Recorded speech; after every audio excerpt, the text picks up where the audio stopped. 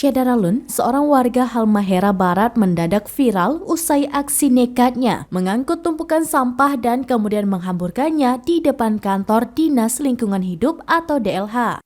Aksi nekat warga tersebut dilakukan sebagai bentuk protesnya lantaran sejak tahun lalu sampah yang berada di pusat kota Jailolo Halmahera Barat Maluku Utara hingga kini belum juga diangkut oleh pihak DLH. Alhasil, salah seorang warga berinisiatif membawa tumpukan sampah tersebut dengan menggunakan mobil pick-up.